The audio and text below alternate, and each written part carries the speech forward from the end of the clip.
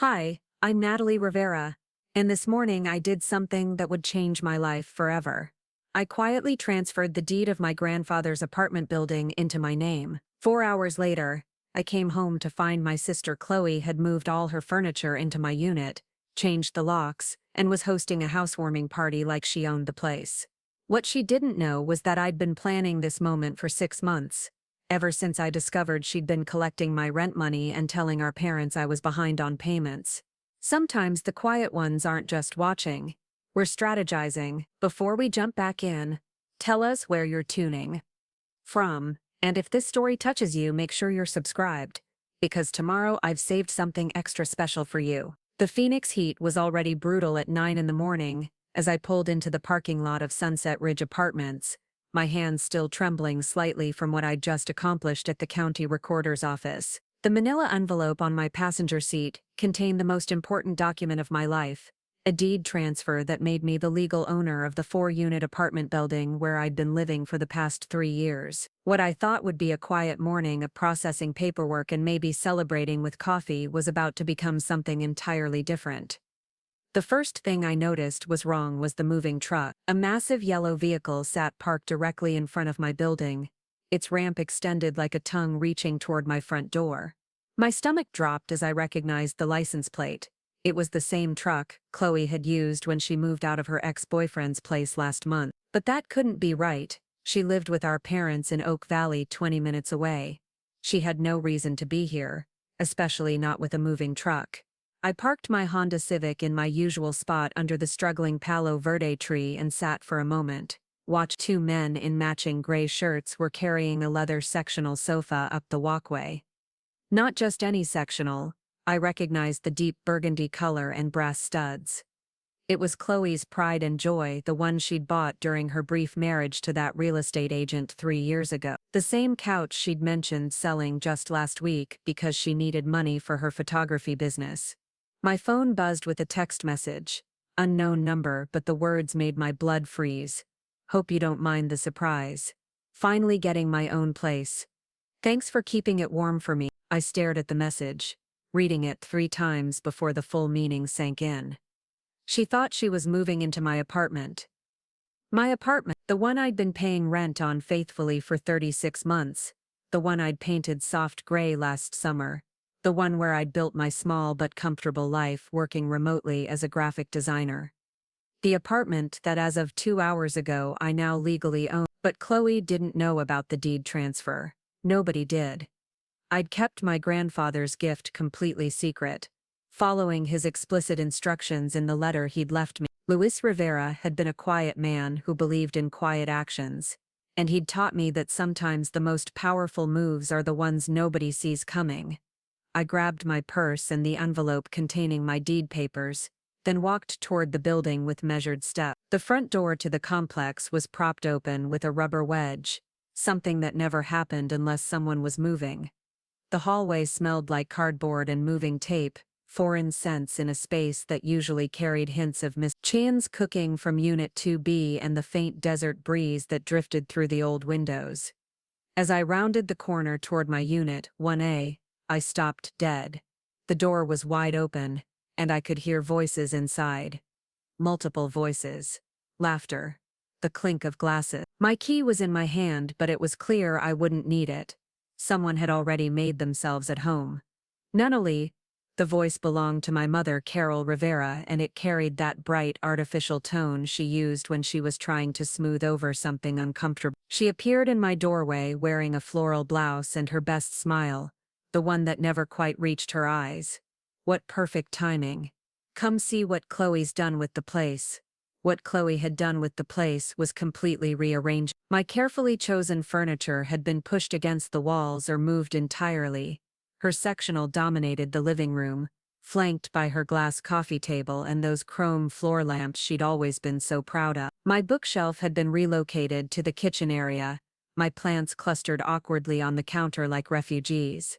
Even my framed photography prints had been taken down, replaced by Chloe's collection of inspirational quote canvases. Chloe herself stood in what used to be my bedroom doorway, holding a champagne flute and wearing a flowing maxi dress that probably cost more than I spent on groceries in a month. Her dark hair was swept up in an elaborate bun, and she wore the kind of confident smile that suggested she'd been planning this moment for a long time. "Surprise," she said, raising her glass.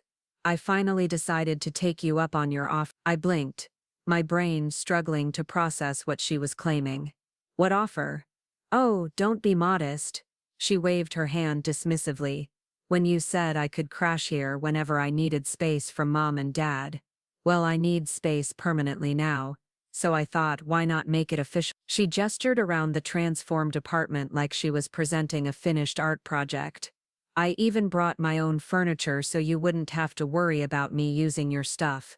My stuff. The stuff that was currently pressed against the walls like it was being punished. I looked around the room and spotted familiar faces.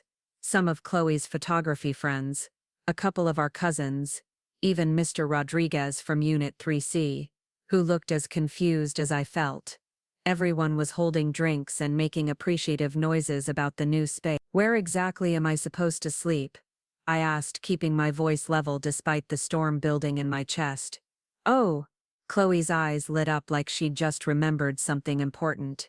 "I set up the most adorable little space for you in the office nook. It's cozy, like a reading corner. You'll love it." She gestured toward what used to be my work area, where I could see my desk pushed against the window and an air mattress wedged into the corner.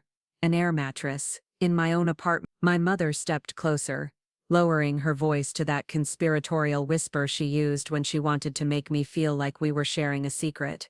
"It'll be good for both of you girls. Chloe needs a fresh start after everything with Derek, and you've always been so generous with your space. Plus, she can help with expenses." Help with expenses?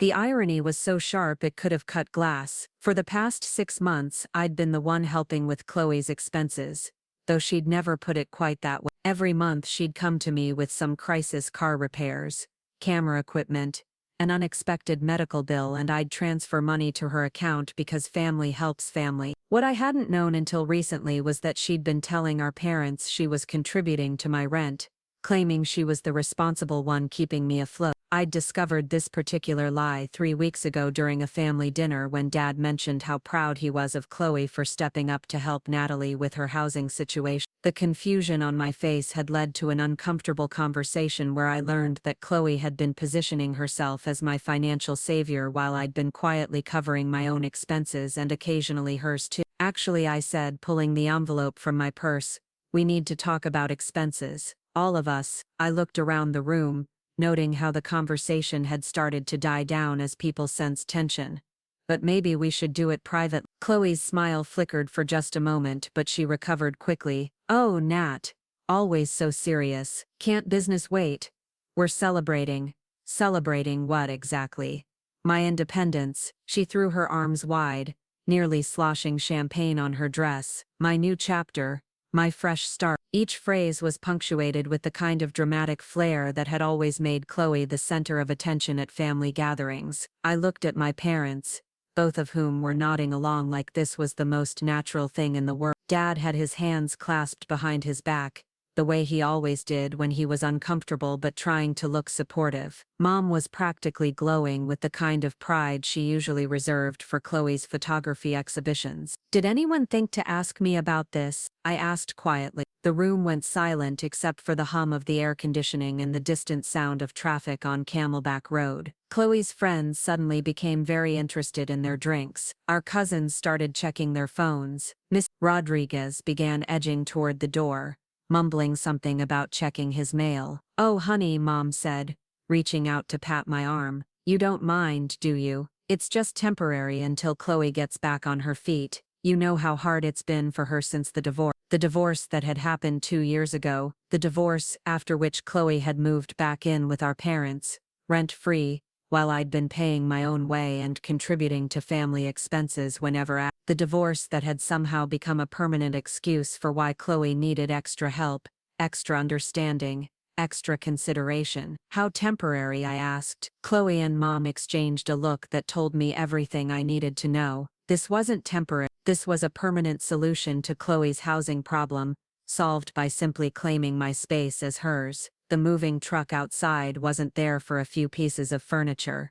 It was there for a complete life transfer. We'll figure it out as we go, Chloe said breezily. That's the beauty of family, right? We adapt. I nodded slowly, slipping the envelope back into my purse. You're absolutely right. Family does adapt. I looked around the room one more time, taking in the faces of people who had somehow convinced themselves that this was normal, that I would simply accept being displaced in my own home. I need to make a phone call. I'll be back in a few minutes. I walked outside, past the moving truck, past my car, to the small courtyard area behind the building where the residents sometimes gathered for barbecues. The desert sun was climbing higher, promising another scorching day, but I barely felt the heat. My hands weren't shaking anymore. The nervous energy from the morning had crystallized into something much more focused. I pulled out my phone and dialed a number I'd memorized but never called. Marcus Thompson, the attorney who had handled my grandfather's estate,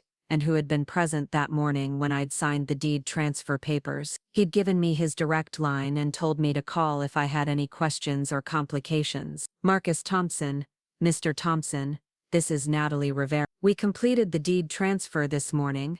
Of course, Natalie. Is everything all right? You sound stressed. I looked back toward the building where I could see shadows moving behind my apartment window. I think I'm about to need that consultation you mentioned about tenant rights and property management. I see. Are we talking about existing tenants who might not be aware of the ownership change? We're talking about someone who moved in about 2 hours ago and seems to think they have more right to be there than I do. There was a pause.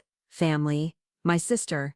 Ah, his tone shifted, becoming more professional but somehow warmer. Those are always the most complicated cases. Can you be in my office in an hour? I'll be there. I hung up and stood for a moment in the courtyard, looking up at the palm trees that ringed the property. Luis Rivera had planted those trees 30 years ago when he'd first bought this building. He'd told me once that palm trees were survivors. They bent in storms but rarely broke, and they knew how to grow in the harshest conditions. He'd been teaching me something, though I hadn't understood it at the time. When I walked back toward the building, I could hear the party inside my apartment growing louder. Someone had turned on music, and there was more laughter, more celebration of Chloe's fresh start, but I wasn't angry anymore. I was clear, because here's what Chloe didn't know.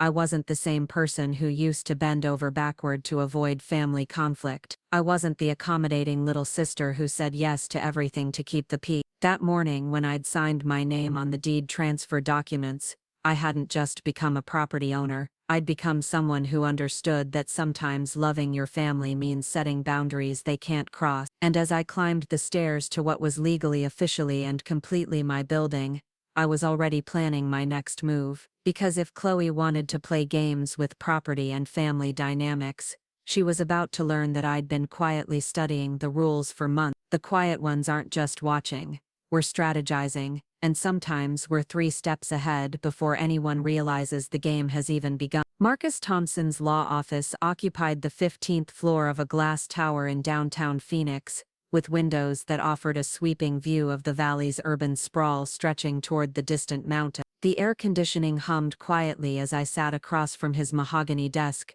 the deed transfer documents spread between us like evidence in a case that was just beginning to unfold. Tell me exactly what happened this morning, Marcus said, adjusting his wire-rimmed glasses as he reviewed the paperwork. He was younger than I'd expected when grandfather Luis had first mentioned him, probably in his early 40s, with graying temples and the kind of calm demeanor that suggested he'd seen every possible family drama play out in legal documents. I recounted the scene at my apartment, from the moving truck to Chloe's champagne toast to my parents' expectation that I would simply accommodate this invasion. Marcus listened without interruption, occasionally making notes on a yellow legal pad. When I finished, he leaned back in his chair and was quiet for a long moment. Natalie, I need to ask you something, and I want you to think carefully before you answer. How long has your family been treating you as if your needs come second? The question caught me off guard, not because it was inappropriate, but because it was so precisely accurate. I found myself thinking back through years of family gatherings,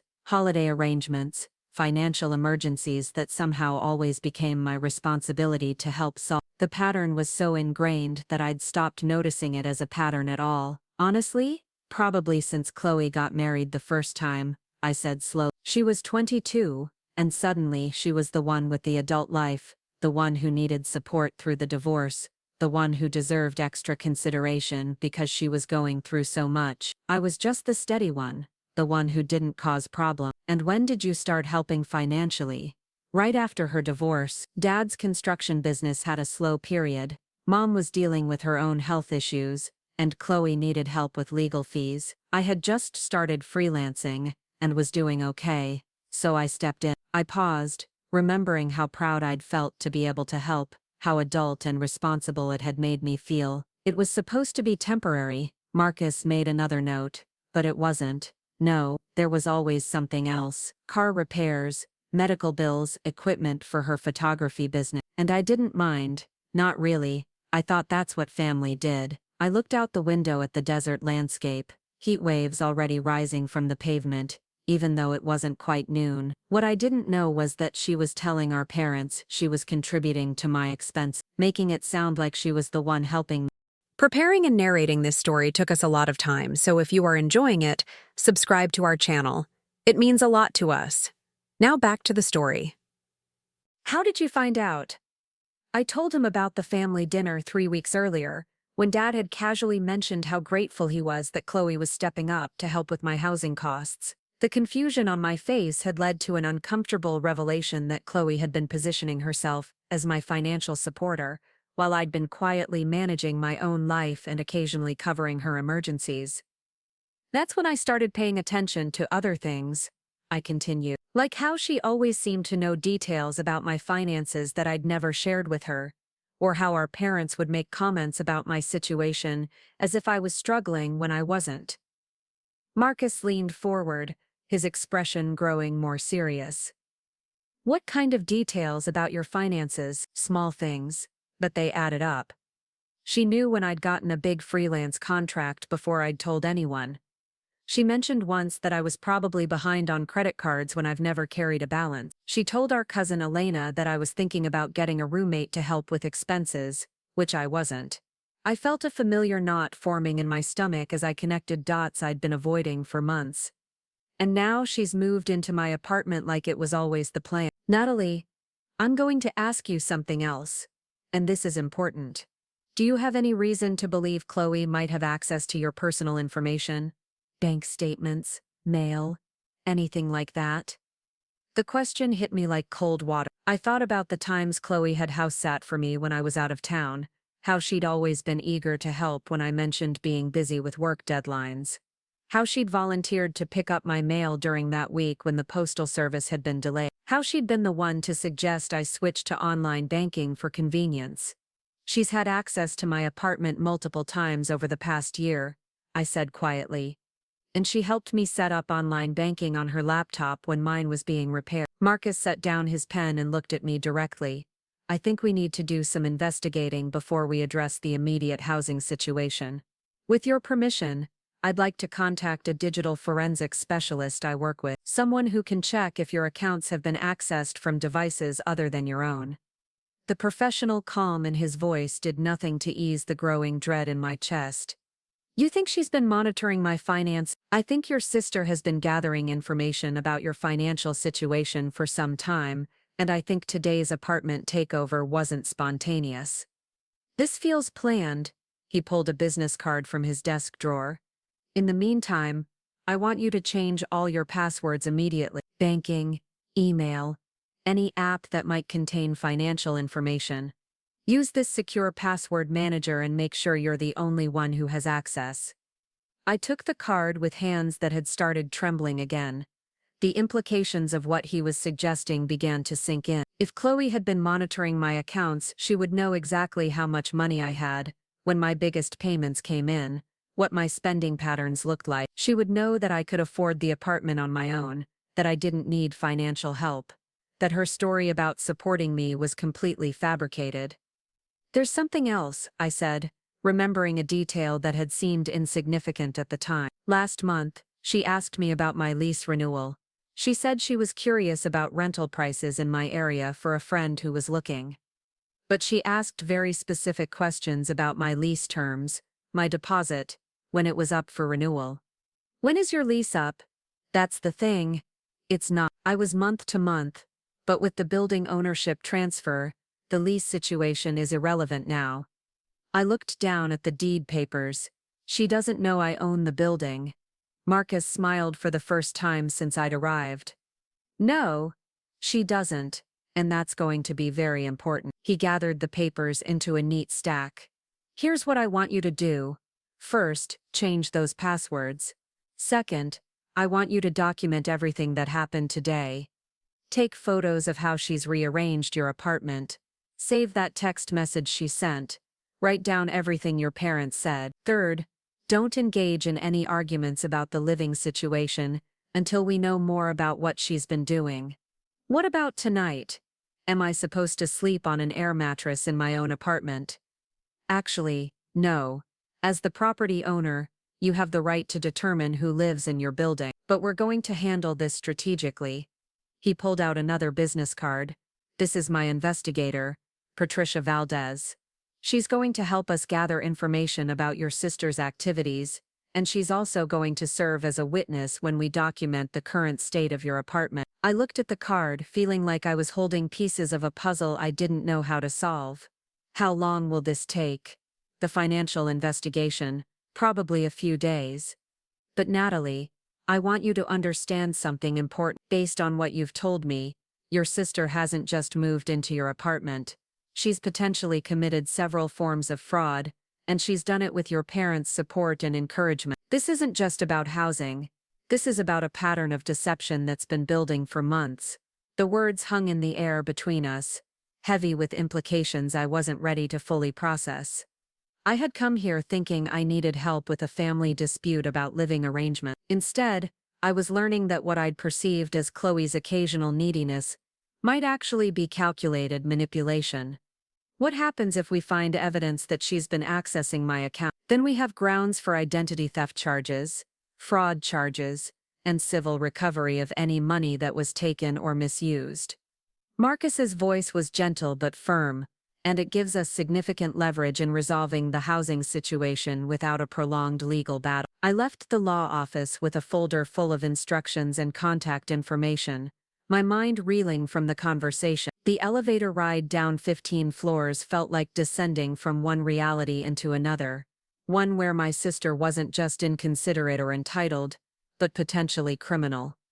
The afternoon heat hit me like a wall as I walked to my car, but I barely noticed. I was thinking about all the times over the past year when Chloe had seemed to know things about my life that I hadn't shared.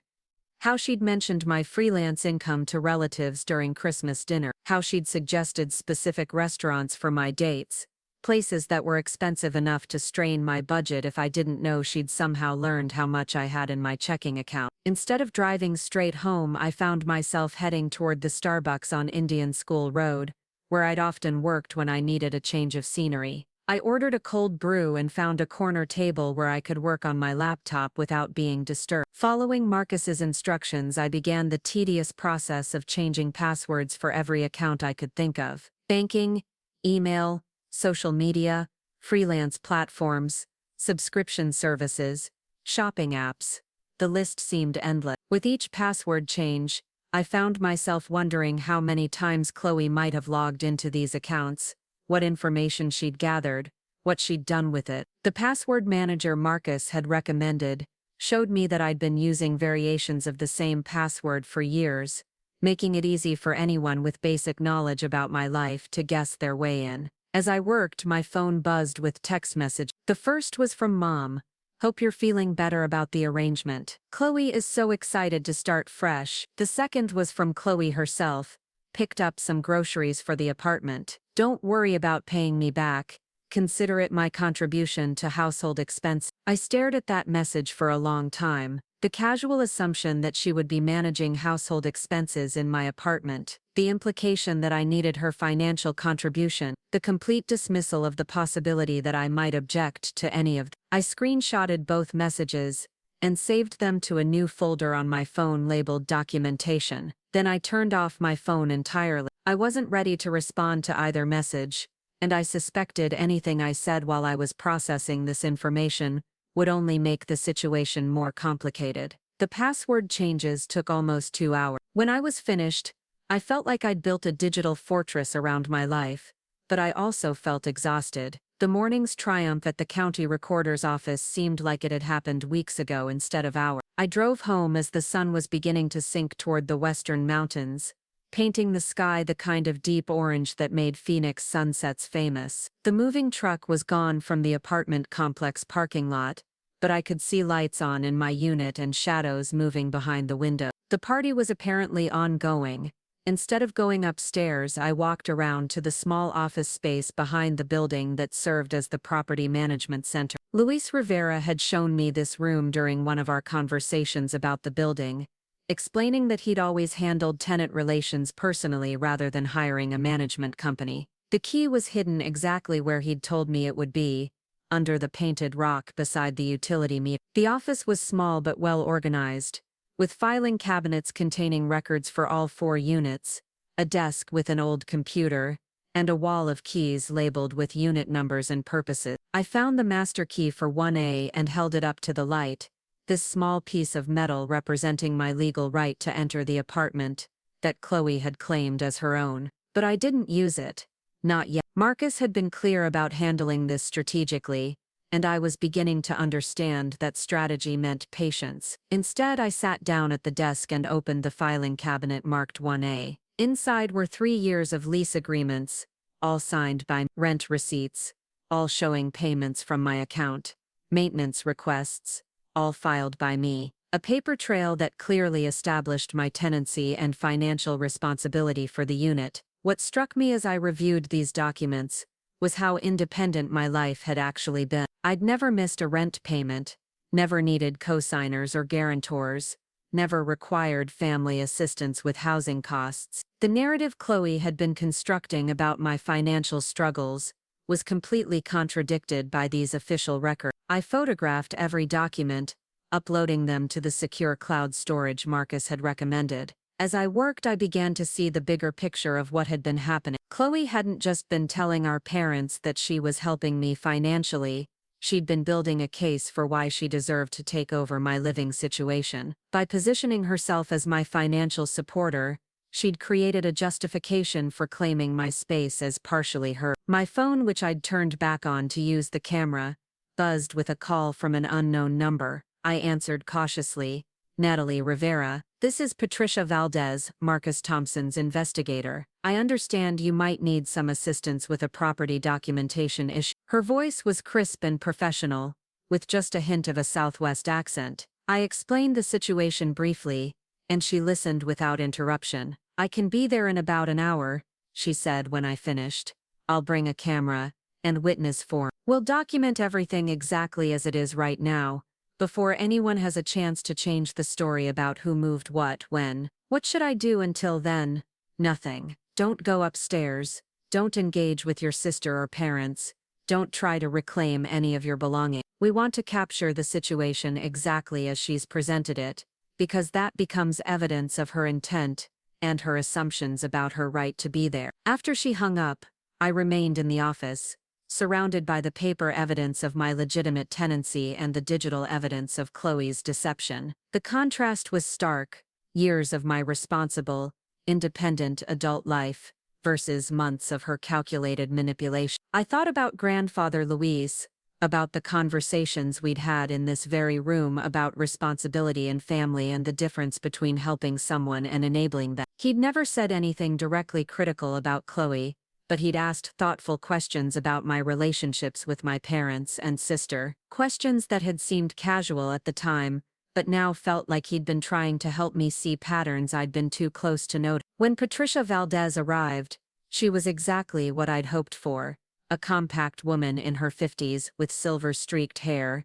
and the kind of confident stride that suggested she'd handled every possible variety of family drama. She carried a professional camera and a tablet for documentation, and she listened to my explanation with the kind of focused attention that made me feel like my situation was being taken seriously. Before we go upstairs, she said, I want you to understand what we're doing here. We're not trying to embarrass your sister or create family conflict. We're establishing a clear record of events that protects your legal rights as a property owner. Everything we document tonight might become important later. Together we climbed the stairs to my apartment. The sounds of conversation and laughter were clearly audible through the door, and I could smell the distinctive aroma of Chinese takeout that suggested Chloe had ordered dinner for her guests. Patricia knocked firmly on the door. Chloe answered, still wearing her maxi dress, but now with an apron that read, "Home Sweet Home," tied around her waist. Her smile faltered slightly when she saw me with a stranger, but she recovered quickly. "Nat, perfect timing. We just ordered way too much food." She looked at Patricia with polite curiosity. "I'm Chloe, Natalie's sister." "Patricia Valdez," Patricia replied evenly. "I'm here to conduct a property assessment for the building owner. May we come in?" I watched Chloe's face carefully as Patricia spoke. There was a moment of confusion, followed by what looked like calculation, as if she was trying to figure out why a property assessment would be happening on the day she'd moved in. "Of course," Chloe said finally, stepping aside. "Though I'm not sure how much help I can be. I just moved in today." As we entered the apartment, Patricia began photographing systematically, the furniture arrangement, the personal belongings, the evidence of the day's moving activities. She worked efficiently and quietly, but I could see Chloe growing increasingly uncomfortable with the documentation. "Is there a problem with the apartment?" Chloe asked, trying to maintain her cheerful tone.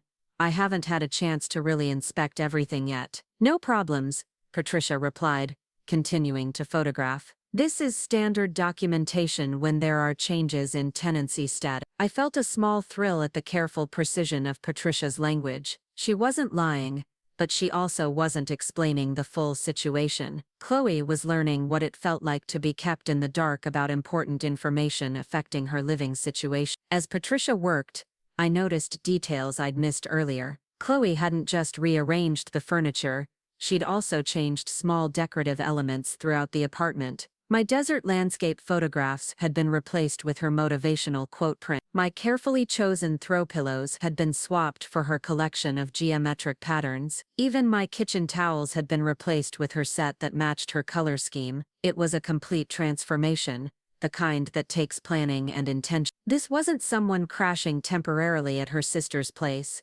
This was someone taking permanent possession of a space she'd decided belonged to her. Patricia finished her documentation and handed me a card with her contact information. "I'll have a complete report prepared within 24 hours, she said, including timestamps on all photographs and detailed descriptions of the current state of the property. After she left, I found myself alone with Chloe for the first time since I'd discovered her moving in. Her guests had drifted away during the photography session, and our parents had left to drive my cousin back to Tampa. The apartment felt strange and unfamiliar, despite being the place I'd called home for 3 years. "So," Chloe said, settling onto her sectional with a glass of wine, "what was that really about?" I looked at her sitting in my living room, surrounded by her belongings, completely at ease in the space she'd claimed. Part of me wanted to tell her everything, about the deed transfer, about Marcus's suspicions, about the investigation that was beginning, but Marcus's advice echoed in my mind: "Don't engage until we know more." "Just routine building management," I said carefully. "New ownership means new documentation requirements." Chloe nodded, seemingly satisfied with this explanation. "Well, I'm glad they're staying on top of things. It shows they care about maintaining property values." She took a sip of wine and smiled at me. "I really think this is going to work out perfectly for both of us. You get help with expenses, and I get the independence I've been craving." I stood there listening to her casual rewriting of reality, and for the first time all day I felt completely calm. Because tomorrow Patricia would deliver her report. Tomorrow, Marcus would begin reviewing the evidence of Chloe's financial monitoring. And tomorrow I would begin the process of reclaiming, not just my apartment, but my right to live without being manipulated by people who were supposed to love me. "I'm going to stay at a hotel tonight," I said. "Give you time to get settled. Are you sure?" "I really did set up that space for you in the office nook. It's cozy." "I'm sure." I gathered a few essential items from the bathroom and bedroom, things I could carry in my purse without making it obvious that I was essentially packing to leave my own home. As I headed toward the door, Chloe called after me. "Nat? I really am grateful. I know this is a big adjustment, but I think we're going to be great roommates." I turned back to look at her one more time, sitting in my transformed living room, completely confident in her right to be there. "I think you're right," I said. "This is definitely going to be an adjustment, but not the kind she was expecting." The Hampton Inn on Camelback Road felt like a sanctuary compared to chaos I'd left behind at my apartment. I sat on the edge of the queen bed, laptop open, methodically going through 3 years of bank statements that I'd downloaded from my secure accounts. What I was seeing made my stomach turn in ways I hadn't expected when Marcus first suggested that Chloe might have been monitoring my finances. The patterns were subtle but unmistakable once I knew what to look for.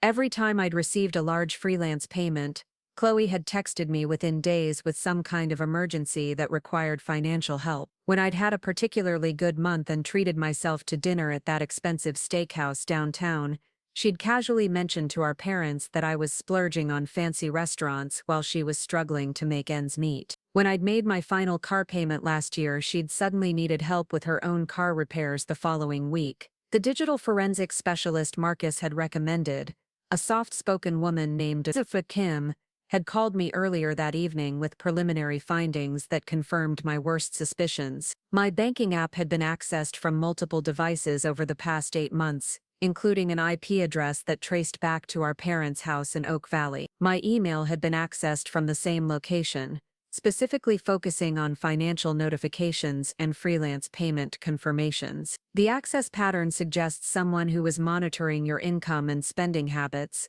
Dr. Kim had explained in her matter-of-fact tone. They weren't stealing money directly, but they were gathering intelligence about your financial situation with considerable sophistication. Intelligence.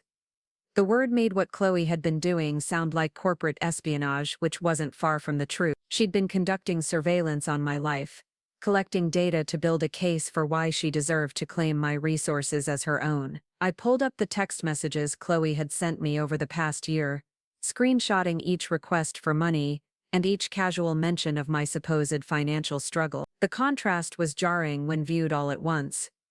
In private, she was asking me for loans to cover everything from vet bills to photography equipment. In family settings, she was positioning herself as the responsible sister who was concerned about my overspending and lack of financial plan. My phone buzzed with an incoming call from Marcus. It was nearly 10 p.m., but his voice was alert and focused when I answered. "Natalie, we've got more than we initially expected. Patricia's documentation from today, combined with Doc Kim's digital findings, shows a clear pattern of fraud and identity theft. But there's something else we need to discuss." I felt my pulse quicken. "What kind of something else?" "Patricia discovered that your sister filed a change of address form with the Postal Service 3 weeks ago, listing herself as an additional resident at your apartment address. She also contacted your utility companies to add herself as an authorized user on your account." The implications hit me like a physical blow. She was planning this weeks ago. More than that. She's been laying legal groundwork to establish residency at your address, which would complicate any eviction proceedings if she didn't know you owned the building. This wasn't impulsive, Natalie. This was calculated. I stared out the hotel window at the city lights stretching toward South Mountain, trying to process the scope of what my sister had been orchestrating. What does this mean for tomorrow? It means we have enough evidence to demonstrate premeditated fraud and theft of services, but it also means we need to be very careful about how we proceed. Your sister has created a paper trail that suggests she believes she has legitimate rights to your apartment. When we reveal that you own the building, she's going to claim she was operating under the assumption that you were roommates. But I never agreed to be roommates. I know that, and the evidence supports that. But family disputes get complicated in ways that simple landlord-tenant cases don't. We need to be prepared for her to claim that there was an understanding between you, that your parents facilitated the arrangement, that she was led to believe this was acceptable. I thought about the conversation that afternoon, about Mom's casual assumption that I would accommodate Chloe's need for space, about Dad's proud comments regarding Chloe's supposed financial support of my housing situation. They had been building this narrative for months, creating a family dynamic where Chloe's needs took precedence over my autonomy. So what's our strategy?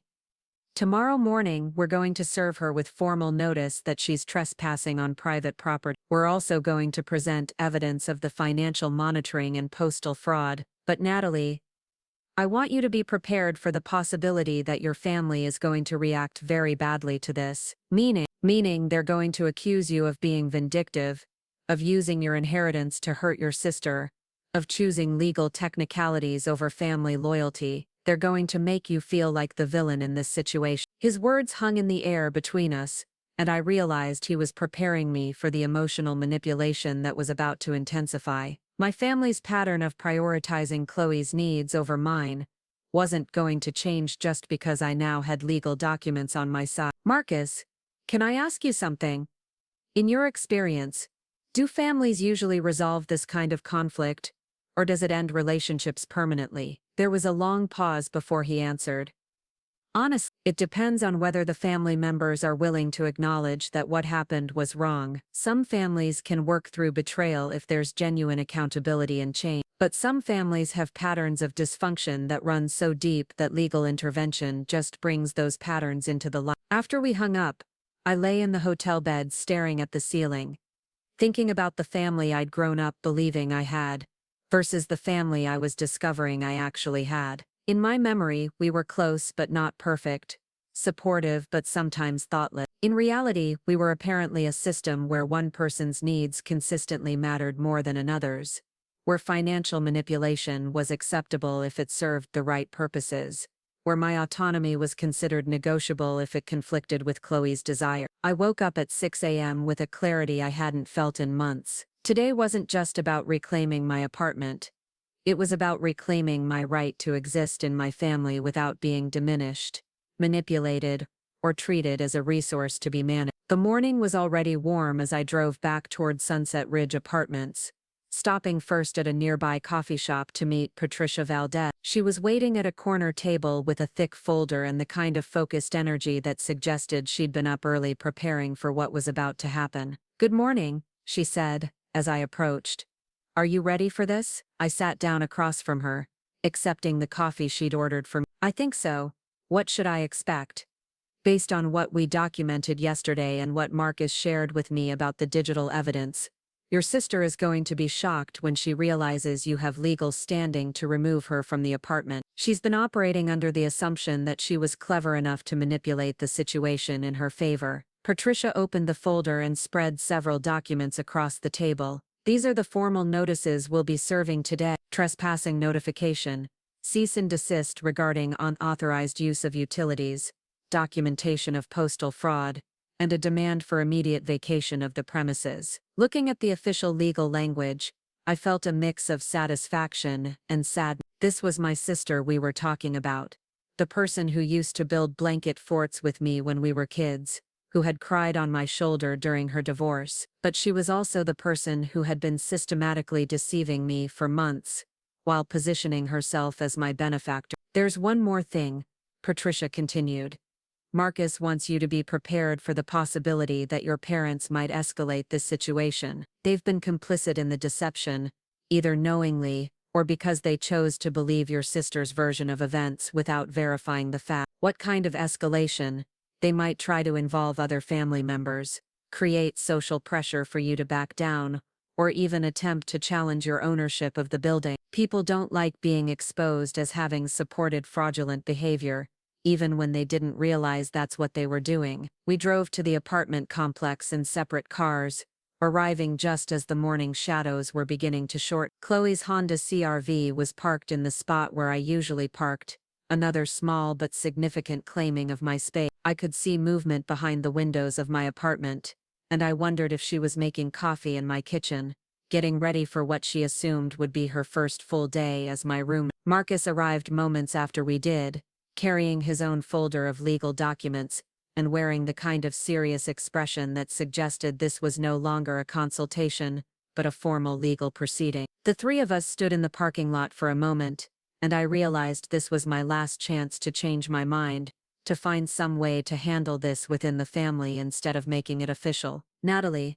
Marcus said quietly, "you don't have to do this. We could try a conversation first, give her a chance to leave voluntarily once she understands the legal situation." I thought about the months of subtle manipulation, the financial monitoring, the careful construction of false narratives about my life. I thought about waking up in a hotel room because my own sister had claimed my home while telling our parents it was an act of generosity toward me. No, I said firmly. She had plenty of chances to be honest with me. She chose deception and we climbed the stairs to my apartment, our footsteps echoing in the stairwell. Marcus knocked on the door with the kind of authoritative rhythm that suggested official business. When Chloe opened the door, she was wearing one of my bathrobes and holding a mug of coffee, the picture of someone completely at ease in what she considered her new home. Her smile faded when she saw the three of us standing there with folders and serious expressions. Natalie, what's going? Ms. Rivera, Marcus said formally.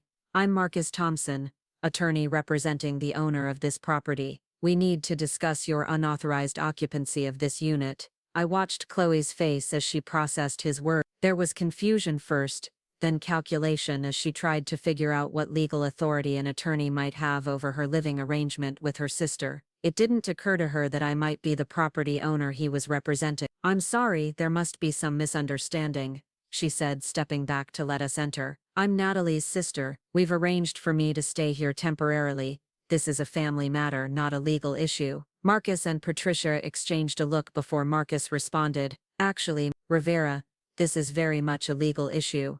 May we sit down? The living room still looked like Chloe's vision of home, all burgundy leather and chrome accents, my belongings pushed to the margins like afterthought. She gestured toward her sectional, and we arranged ourselves in what felt like opposing camps. Chloe, I said, my voice steadier than I'd expected, I need you to understand something important. I own this building. I own this apartment. Grandfather Luis left it to me, and I completed the deed transfer yesterday morning. The silence that followed was profound. I could see Chloe's mind working, trying to reconcile this information with the narrative she'd constructed about our living arrangement. Her coffee mug remained suspended halfway to her lips as if she'd forgotten she was holding it. That's not possible, she said finally.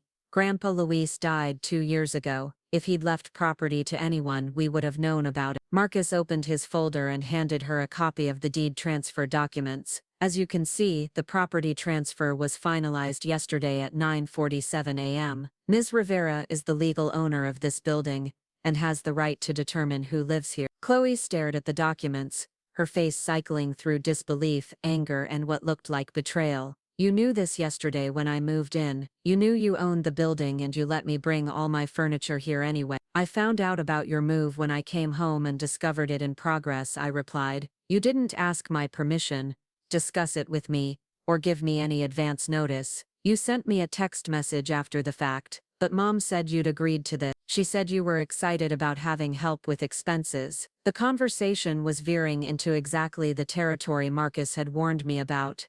The family dynamics that had enabled this situation in the first place. I took a breath and focused on the fact. Chloe, when did I agree to have you move in? What conversation did we have about this arrangement? She opened her mouth to respond, then closed it again. I could see her searching her memory for a conversation that had never happened, for explicit permission that had never been given. We talked about it in general terms, she said weakly. You said I could crash here if I needed space from Mom and Dad, crash temporarily, not move in permanently, and certainly not without discussing it with me first. Patricia spoke for the first time since we'd entered.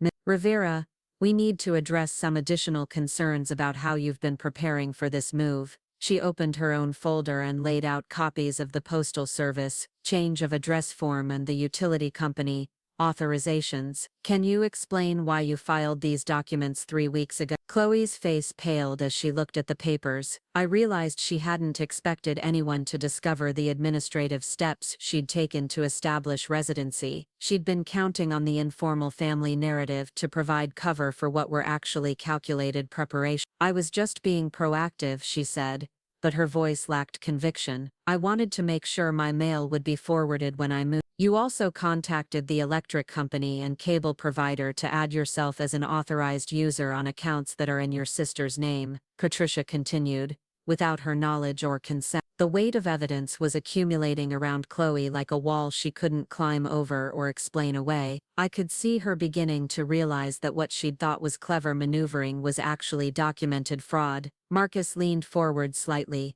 Ms. Rivera, We also need to discuss the unauthorized access to your sister's financial accounts. Our digital forensics investigation shows that her banking and email accounts have been accessed from your parents' house multiple times over the past 8 months. This was the moment I'd been dreading and anticipating in equal measure. Chloe's face went through a series of expressions: surprise, denial, calculation, and finally something that looked like resignation. She'd been caught in a web of deception that was too extensive to explain away. "I was just checking to make sure she was okay financially," she said quietly. "She never talks about money, and I was worried about her, worried enough to monitor her income and coordinate your request for financial assistance with her payment schedule." Marcus asked. The question hung in the air, and I realized this was the moment of truth. Either Chloe would acknowledge what she'd been doing and take responsibility, or she would escalate the manipulation in an attempt to maintain her position. She chose escalation. "This is ridiculous," she said, standing up abruptly. "You're treating me like a criminal for caring about my sister. Yes, I checked her accounts occasionally, but only because I was concerned. Yes, I made preparations to move in here, but only because our parents told me it was already arranged. I'm being punished for trying to help." The shift in her tone was dramatic, from defensive confusion to righteous indignation. I recognized the pattern from childhood. When confronted with wrongdoing, Chloe would reframe herself as the victim of unfair treatment. "And frankly," she continued, her voice rising, "I think it's pretty convenient that you suddenly own this building the day after I move in. How do I know this inheritance is even real? How do I know you didn't manufacture these documents just to get back at me for something?" Marcus's expression didn't change, but I could sense his professional assessment of the situation shifting. Chloe wasn't just denying responsibility, she was accusing me of fraud. "Ms. Rivera," he said calmly, "the deed transfer was recorded with Maricopa County yesterday morning, hours before your move began. The digital forensics evidence shows account access patterns going back months. Your postal and utility authorizations are dated weeks before yesterday." "The timeline doesn't support your theory," Patricia added. "We also have photographic documentation from yesterday showing that your moving preparations were extensive and clearly planned well in advance. This wasn't a spontaneous decision." Chloe looked between the three of us, and I could see her realizing that her usual tactics weren't working. The evidence was too comprehensive, the witnesses too professional, the legal framework too solid for her to manipulate her way out of the situation. "Fine," she said, sitting back down heavily. "Maybe I should have handled some things differently, but this is still my family, and Natalie is still my sister. We should be able to work this out without lawyers and investigators and formal documents." This was the opening I'd been waiting for, the moment when she acknowledged wrongdoing, while simultaneously trying to minimize it. Marcus had prepared me for this phase of the conversation. "Chloe," I said, "I want to work this out too, but working it out requires honesty about what's been happening. You've been monitoring my finances for months, while telling our parents that you were supporting me financially. You've been planning to take over my apartment for weeks, while letting me believe this was a spontaneous need for temporary help. That's not family care.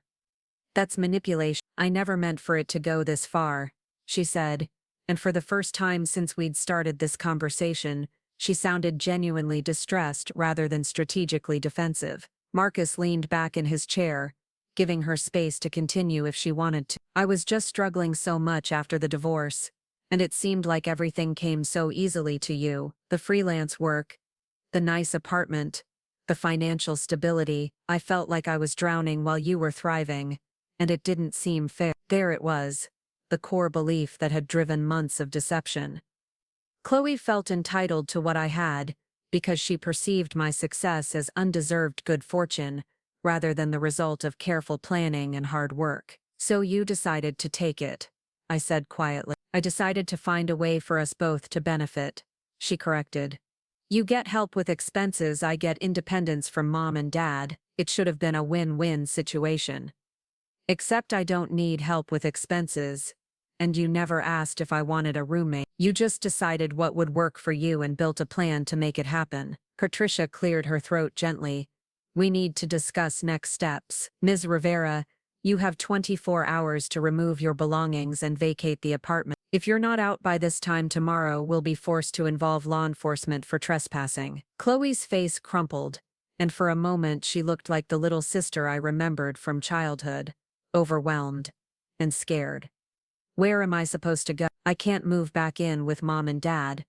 I told everyone I was finally independent, and I spent most of my savings on moving expenses. I felt a familiar tug of sympathy, the same instinct that had led me to help with her car payments and legal fees and equipment purchases over the years. But Marcus had warned me about this moment too, about the way family manipulators often used genuine distress to avoid consequences for their actions. "Chloe," I said, "you spent the last 8 months planning this move while deceiving me about your intentions and my financial situation. I can't be responsible for solving the problems that creates, but I'm your sister." "Yes, you are, and being my sister means you should have been honest with me instead of treating me like a resource to be managed." Marcus stood up, signaling that the formal portion of the conversation was over. "Ms. Rivera will leave you to make your arrangements. The 24-hour notice begins now." As we prepared to leave, Chloe made one final attempt to regain control of the narrative. "Natalie, when Mom and Dad find out about this, they're going to be devastated. This is going to tear our family apart." I paused at the door, looking back at her sitting in my transformed living room, surrounded by evidence of her deception. "Chloe, the family was already torn apart. I just stopped pretending it wasn't." Outside in the parking lot, Marcus and Patricia debriefed me on what to expect over the next 24 hours. Chloe would likely call our parents immediately, and they would probably contact me to try to broker some kind of compromise. I should document any pressure tactics they used and avoid making any agreements without consulting with Marcus first. "How do you feel?" Patricia asked as we stood beside our cars. I considered the question seriously. I felt relieved that the truth was finally out in the open. I felt proud that I'd handled the confrontation with dignity rather than emotion. But I also felt sad about the realization that my family relationships were built on patterns I could no longer accept. I feel like I'm finally standing up for myself. And I think that's been a long time coming. As I drove away from the apartment complex, my phone began buzzing with incoming calls from my parents. I let them go to voicemail, not because I was avoiding the conversation, but because I wanted to have it on my terms, when I was ready, rather than as an immediate reaction to Chloe's version of events. The day ahead would bring more difficult conversations, more family pressure, and probably more attempts to make me feel guilty for choosing my own well-being over enabling my sister's manipulation. But for the first time in months, I felt like I was moving forward rather than being pulled in directions I hadn't chosen, and that feeling was worth whatever came next. The voicemails from my parents started arriving before I'd even reached the hotel. I sat in the Hampton Inn parking lot, watching my phone light up with missed calls and notifications, feeling like I was observing someone else's crisis from a safe distance. The first message was from Mom, her voice tight with the kind of controlled panic she used during family emergencies. "Natalie, honey, Chloe just called us in tears. She says there's been some terrible misunderstanding about the apartment situation, and that you've gotten lawyers involved.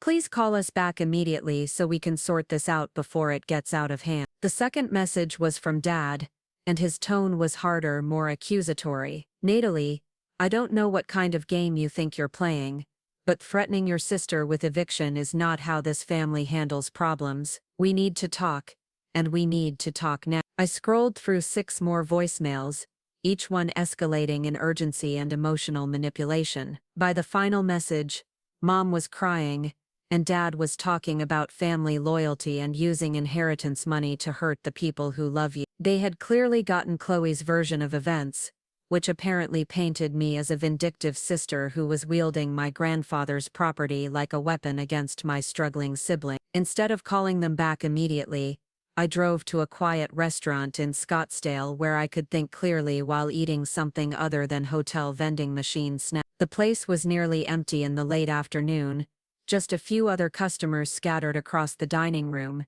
and I chose a corner booth where I could spread out my phone and laptop to review the evidence Marcus and Patricia had compiled. Kim had sent her complete digital forensics report while I was at the apartment confronting Chloe. The document was 23 pages of technical analysis, but the summary was devastatingly clear. My banking app had been accessed from 4 different devices over the past 8 months, with login times that corresponded precisely to my major freelance payments and any unusual spending. Someone had been monitoring my financial life with the dedication of a private investigator. The report also revealed something I hadn't expected.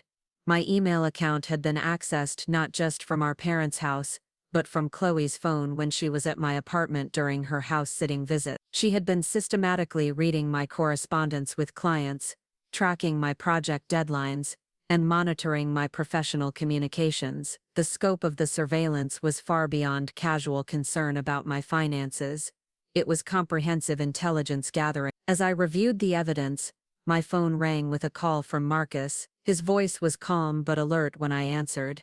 "Natalie, I need to let you know that your parents have contacted my office. They're demanding a meeting to resolve this family matter without legal interference, as your father put it." "What did you tell them?" "I told them that you're my client and that any communication needs to go through me, unless you specifically choose to speak with them directly. But I want you to be prepared. They're not just upset, they're organizing." "What do you mean, organizing?" "Your mother has been calling family members. I received a call from someone who identified himself as your uncle asking about the legitimacy of the deed transfer. They're trying to build a case that you're using your inheritance inappropriately." I felt a familiar sinking sensation in my stomach. This was classic Rivera family crisis management. When one family member was perceived as stepping out of line, the others would circle the wagons and apply collective pressure until the problem person returned to their expected role. "Have they actually found any legal problems with the inheritance?"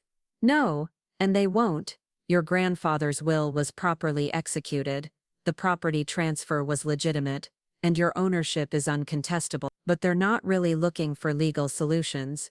They're looking for emotional leverage." After hanging up with Marcus, I sat in the restaurant booth staring at my phone, knowing I needed to call my parents but dreading the conversation. They had raised me to believe that family loyalty meant prioritizing harmony over individual needs, that being a good daughter meant accommodating other people's comfort even when it came at my own expense. Challenging that dynamic would require me to hold my ground against everything I'd been taught about what love and loyalty looked like. I finally dialed my parents' number and Mom answered on the first ring. "Natalie, thank God, we've been so worried. Chloe told us what happened, and we just can't believe this has gotten so out of hand." "Hi, Mom. I think we need to talk about what's really been happening." "Of course, sweet. Why don't you come over for dinner tonight and we can sit down as a family and work through this misunderstanding?" The word misunderstanding rankled me, as if months of financial surveillance and deception could be chalked up to a simple communication error. "It's not a misunderstanding. Chloe has been monitoring my bank accounts and email for months while telling you that she was supporting me financially. She filed paperwork to establish residency at my apartment without my knowledge or consent. This wasn't a family arrangement gone wrong. This was planned deception." There was a pause and I could hear Dad's voice in the background, though I couldn't make out the words. "Natalie," Mom said, her voice taking on the patient tone she used when she thought I was being unreasonable. "I think you might be misinterpreting something. Chloe was concerned about you living alone and struggling with expenses. She was trying to help." "Mom, I've never struggled with expenses. I've been paying my rent, utilities and all my other bills without any problems for 3 years. In fact, I've been helping Chloe with her expenses pretty regularly." "Did she tell you about the money I've been sending her for car repairs and photography equipment?" Another pause, longer this time. "She mentioned that you've been generous when she's had emergencies," Mom said carefully. "But she also said you've been having trouble making ends meet and that she wanted to help by sharing housing costs. Have you ever seen evidence that I'm having financial trouble? Have I ever asked you or Dad for money? Have I ever missed family events because I couldn't afford them?" I could hear Dad take the phone from Mom. "Natalie, what's gotten into you? Since when do you interrogate your mother like this? Chloe is your sister and she needs help right now. You have a whole building thanks to your grandfather and you can't share one apartment." This was the argument I'd been expecting.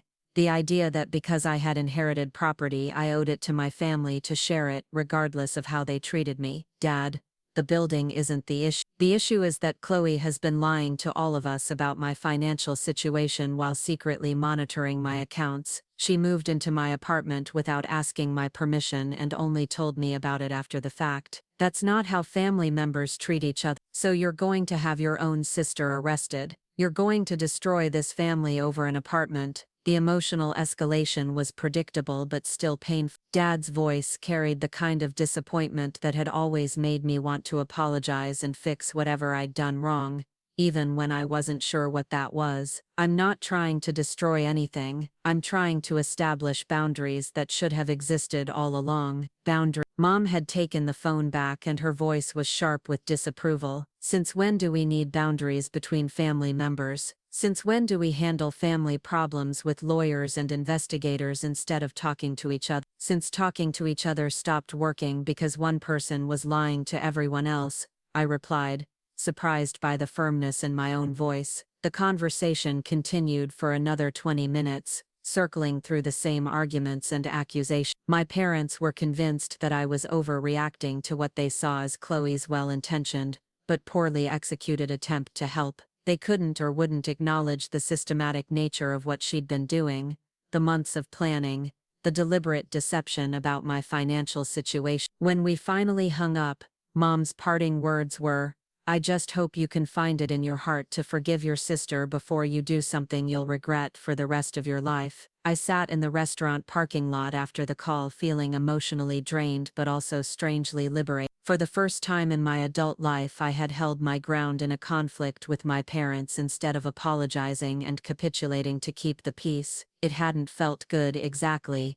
but it had felt necessary. My phone buzzed with a text from an unknown number. "This is your Uncle Robert. I heard about the situation with Chloe. Can we talk?" Then another from my cousin Elena. "Hey, your mom called me about what's happening. I'm confused about the whole thing. Can you explain your side?" And another from my aunt Carmen.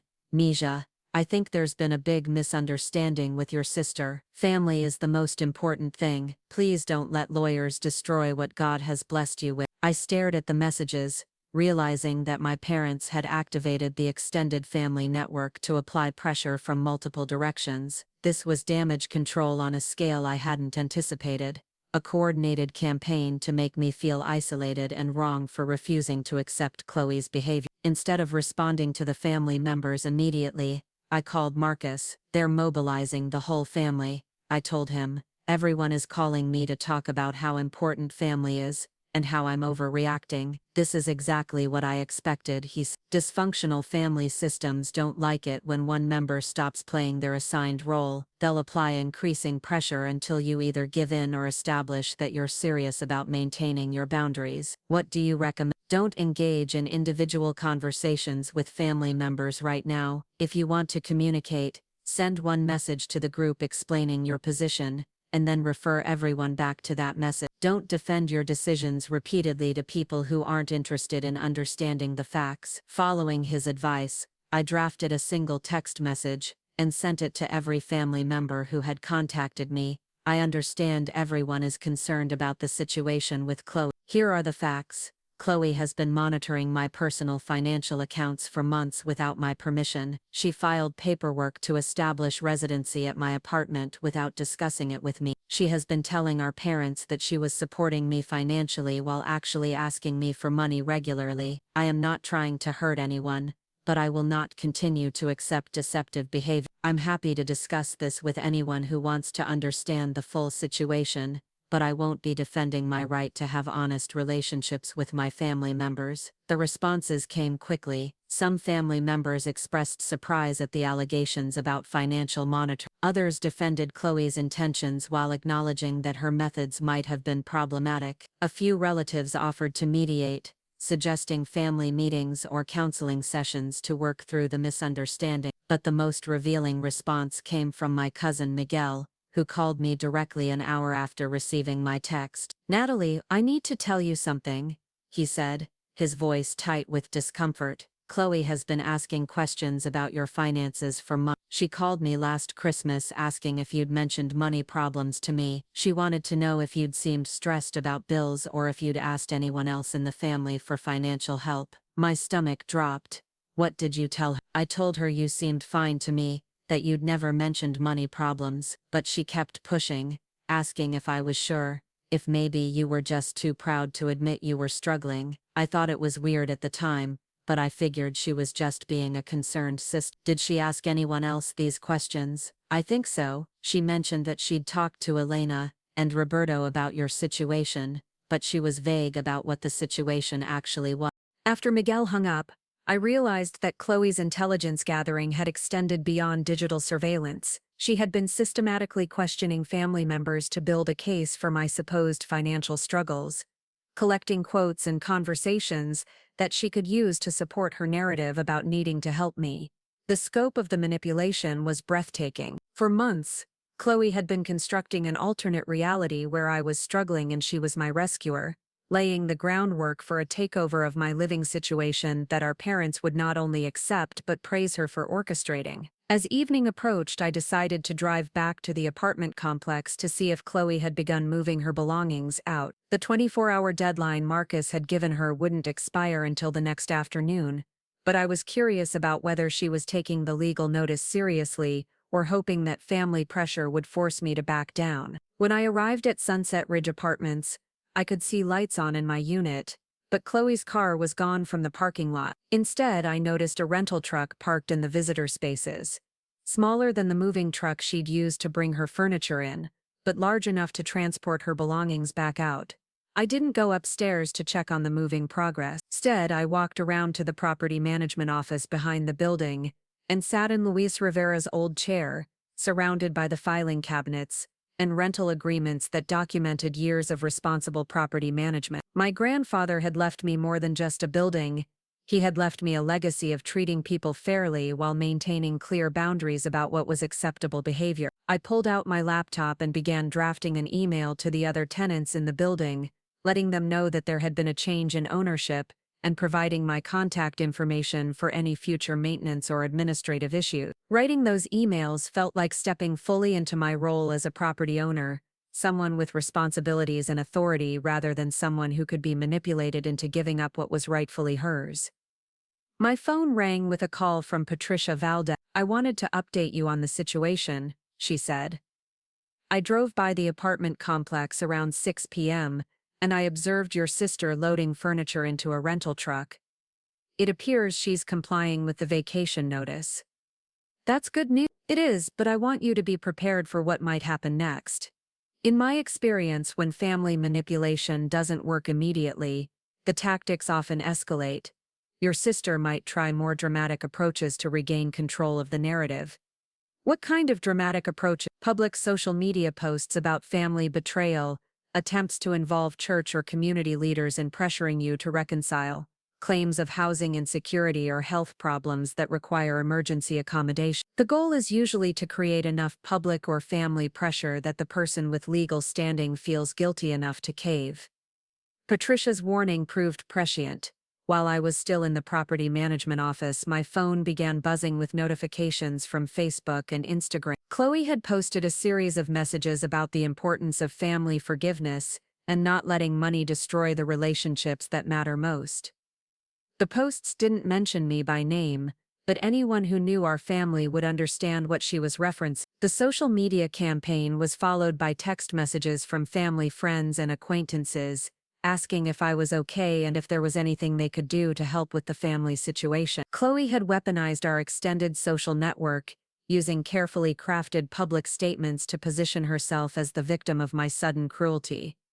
I turned off my phone and sat in the quiet office, feeling overwhelmed by the coordinated pressure campaign that was building around me. Every family relationship, every social connection, every shared community tie was being activated to make me feel isolated and wrong for refusing to accept manipulation as normal family behavior. But as I sat there surrounded by my grandfather's careful documentation of decades of fair dealing with tenants and contractors, I realized something important. Luis Rivera had taught me by example that it was possible to be kind without being weak, to be generous without being exploitable, to maintain relationships without sacrificing self-respect. The pressure I was feeling from my family wasn't love, it was control. Love would have involved listening to my concerns, acknowledging the evidence of deception, and working toward a solution that respected everyone's needs. What I was experiencing was a coordinated effort to make me give up my boundaries because they were inconvenient for other people. I called Marcus from the office,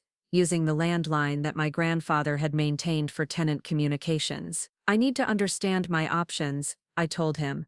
"My family is conducting what feels like a public relations campaign to make me look like the villain in this situation. Is there anything I can do legally to protect myself from harassment?" "How extensive is the harassment?" I described the social media posts, the coordinated family calling campaign, and the involvement of family, friends, and community members in pressuring me to reconcile. "Unfortunately, most of what you're describing falls into the category of social pressure rather than legal harassment," Marcus said. "Unless someone makes direct threats or engages in behavior that could be classified as stalking, there's not much legal recourse for family members trying to manipulate you into changing your position.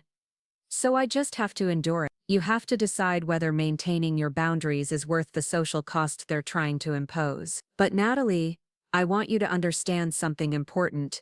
This level of coordinated manipulation in response to reasonable boundary setting is not normal family behavior. This is what happens when dysfunctional family systems are challenged." After we hung up, I remained in the office until well after dark, working on administrative tasks for the building and trying to process the emotional complexity of what I was experiencing. I felt sad about the deterioration of my family relationships, but I also felt clear about the necessity of what I was doing. Around 10 p.m., I walked back to my car and drove slowly past my apartment. The rental truck was gone, and the lights in my unit were off. It appeared that Chloe had moved out within the 24-hour deadline, removing herself and her belongings without any further legal intervention required. But as I drove back to the hotel, I knew that the end of Chloe's physical presence in my apartment didn't mean the end of the conflict. The family pressure campaign was just beginning, and I would need to decide whether I was strong enough to maintain my position in the face of coordinated emotional manipulation designed to make me doubt my own perceptions and choices. The next morning would bring new challenges and probably new attempts to make me feel guilty for refusing to accept deceptive behavior as normal family dynamic. But for tonight, I had successfully reclaimed my living space and established that legal boundaries were more powerful than emotional manipulation when enforced with professional support and clear documentation. As I fell asleep in the hotel room, I thought about Luis Rivera's advice from years earlier about the difference between helping people and enabling them. He had understood something about family dynamics that had taken me years to recognize, that sometimes the most loving thing you can do is refuse to participate in patterns that hurt everyone involved, even when that refusal is met with anger and accusations of betrayal. Tomorrow I would move back into my apartment and begin the process of rebuilding my living space according to my own preferences rather than accommodating someone else's vision of what my life should look like. And if my family couldn't accept that I had the right to make decisions about my own life and property, then I would need to accept that maintaining my integrity was more important than maintaining their approval. The reckoning wasn't over, but the most difficult part, standing up to direct confrontation while maintaining my position, was complete. What remained was the longer-term challenge of living with the consequences of choosing self-respect over family harmony, and discovering whether relationships built on manipulation could ever evolve into something healthier or whether they would need to end entirely. But for the first time in months, I would be sleeping in my own bed in my own apartment, surrounded by my own belongings arranged according to my own preferences, and that felt like victory enough for. 3 weeks later, I stood in my apartment doorway, holding a coffee mug and watching the sunrise paint the Camelback Mountains in shades of gold and pink. The space around me looked nothing like it had during Chloe's brief occupation. I had spent the better part of 2 weeks slowly reclaiming each room, not just removing traces of her presence, but actively choosing how I wanted to live in my own home. The burgundy sectional and chrome lamps were gone, replaced by a comfortable gray couch and warm wood furniture that felt more like me. My desert landscape photographs were back on the walls, joined by new pieces I'd commissioned from a local artist whose work I'd admired for years. The kitchen held the aroma of fresh coffee and the herbs I was growing on the windowsill, small signs of a life lived according to my own preferences rather than someone else's vision. The silence in my phone had been deafening for the first week after Chloe moved out. No calls from my parents, no text from extended family members, no social media messages from concerned family friends. It was as if my refusal to cave to their pressure campaign had resulted in my being quietly excommunicated from the Rivera family network. The silence had been broken exactly 10 days ago with a formal letter delivered by certified mail. It was from an attorney I didn't recognize, representing Chloe in what the letter described as a claim for unlawful eviction and emotional distress. She was seeking financial compensation for moving expenses, storage costs, and what her lawyer called the humiliation of being forcibly removed from her residence by her own sister. I had forwarded the letter to Marcus immediately, and his response had been swift and comprehensive. Within 48 hours, he had filed a countersuit documenting the identity theft, fraud, and trespass charges, backed by Dr. Kim's digital forensics report and Patricia's photographic evidence. Chloe's attorney had withdrawn the original claim within a week, apparently after reviewing the extensive documentation of his client's illegal activities, but the legal victory had felt hollow compared to the personal cost. I had not spoken to my parents since the phone call where they accused me of destroying the family. Chloe had blocked me on all social media platforms and had apparently told our extended family that I was refusing to speak to her, painting herself as the party interested in reconciliation while I remained stubbornly unforgiving. The narrative she had constructed was elegant in its simplicity.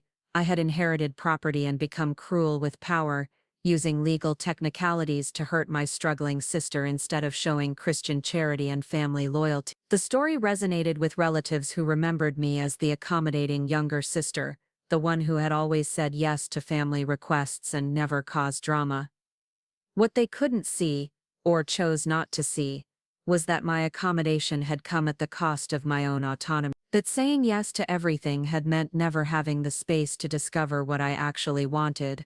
That avoiding drama had required me to accept increasingly unacceptable behavior from people who were supposed to love me. Marcus had warned me that the social isolation might be permanent. Family systems that relied on one member playing the role of the accommodating caretaker often could not adjust when that person established boundaries. The choice was usually binary: return to the old patterns, or accept that the relationships could not survive in a healthier form. I was learning to live with that reality when the knock came at my door on a Tuesday morning in late September. I opened it to find my cousin Miguel standing in the hallway, holding a small potted plant and wearing the kind of nervous expression that suggested he was there without family approval. "Hi, Natalie," he said quietly.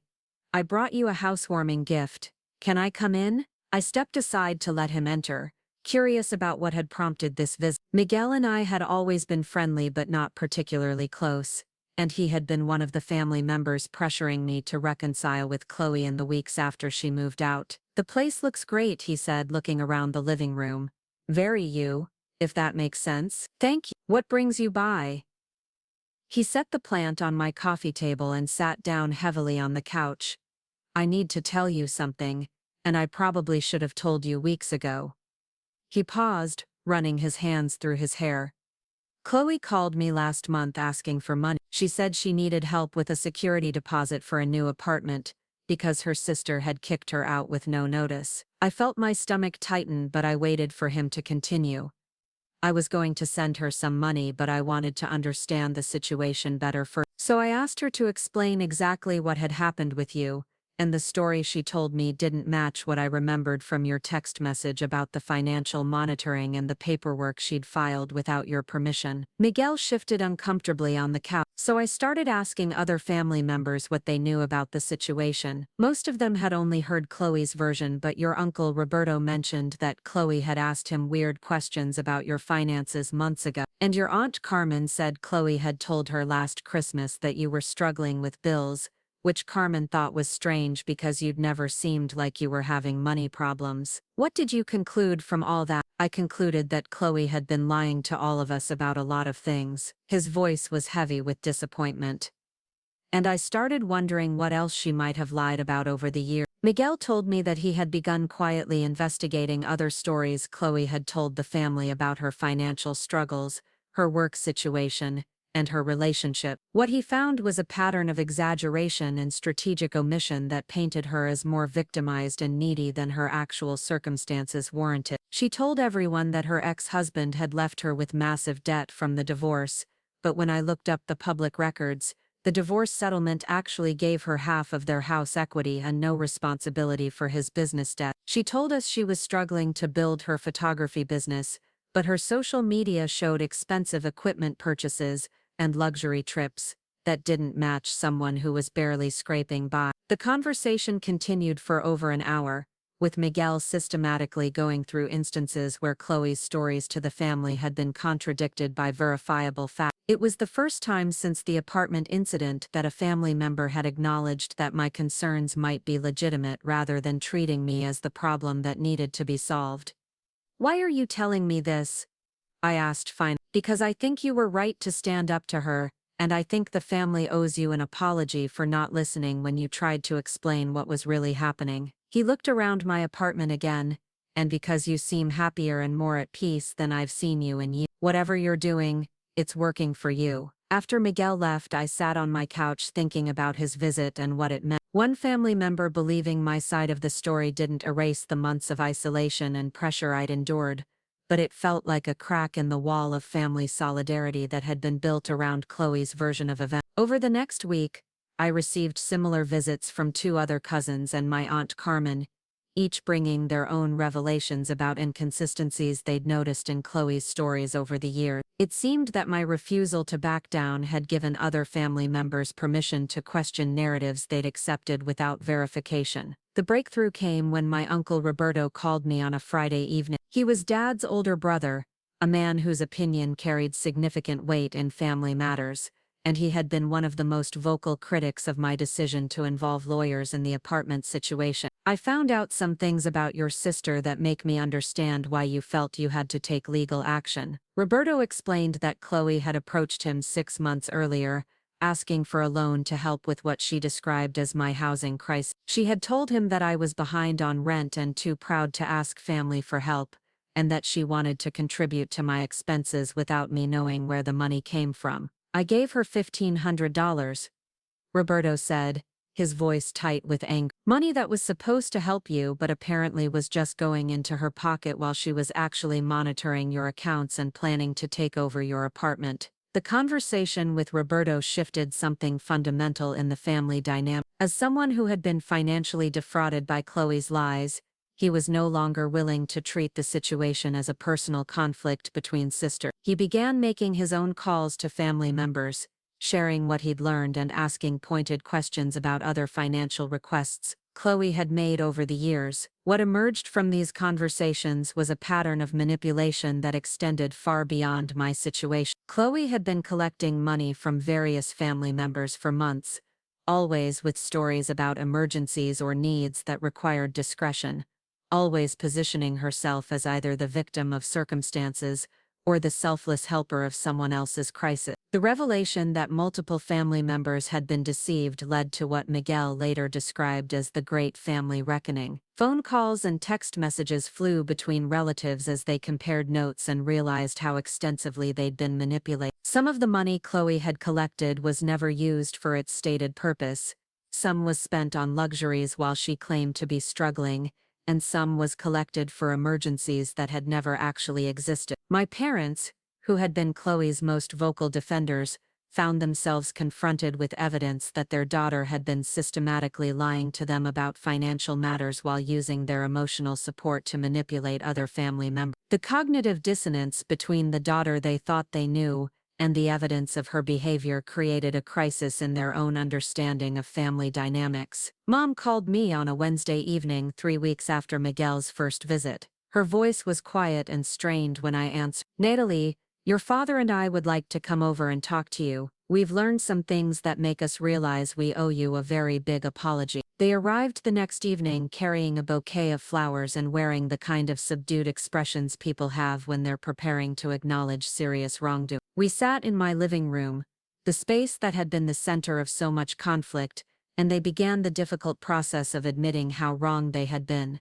We enabled her, Dad said simply. For years we enabled her to manipulate people, and then we got angry at you for refusing to go along with it. Mom's eyes were red from crying. We thought we were being good parents by supporting her through difficult times, but we were actually teaching her that she could get what she wanted by lying to people who loved her. The conversation was painful but necessary. They explained how Chloe's manipulation had worked on them too, how she had presented carefully curated information about various situations, while omitting crucial details that would have changed their understanding, how she had used their love for her and their desire to help as weapons against their own judgment. When you tried to tell us what was really happening, Mom said, we didn't want to believe it because it meant accepting that we had failed as parents. It was easier to think you were being unfair to her than to face the possibility that we had raised someone who would deceive her own family. Dad reached over and took my hand. We're proud of you for standing up for yourself, even when it meant standing against all of us. You showed more integrity in this situation than any of the rest of us did.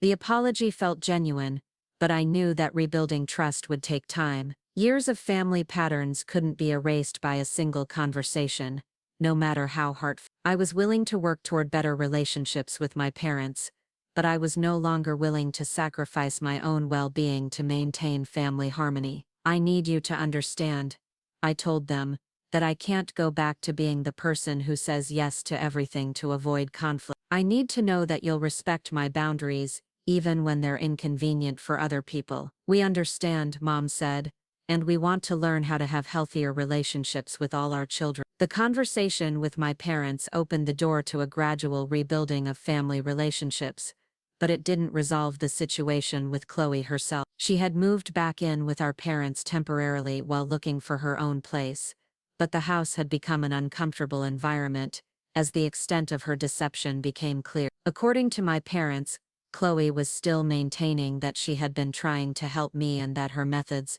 might have been questionable, but her intentions were good. She was angry that family members were turning against her and blamed me for poisoning everyone's opinion of her by involving lawyers and investigators. The family dynamic had shifted fundamentally. Instead of being the accommodating daughter who absorbed tension to keep everyone comfortable, I had become someone whose boundaries were respected. Instead of being the struggling victim who deserved extra support, Chloe had become someone whose stories were questioned and verified before being accepted. The change wasn't comfortable for anyone, but it was healthier. Family gatherings were more honest, but also more tense. Conversations were more direct but required more courage. Relationships were more authentic but also more fragile. 6 months after the apartment incident, I received an unexpected text message from Chloe.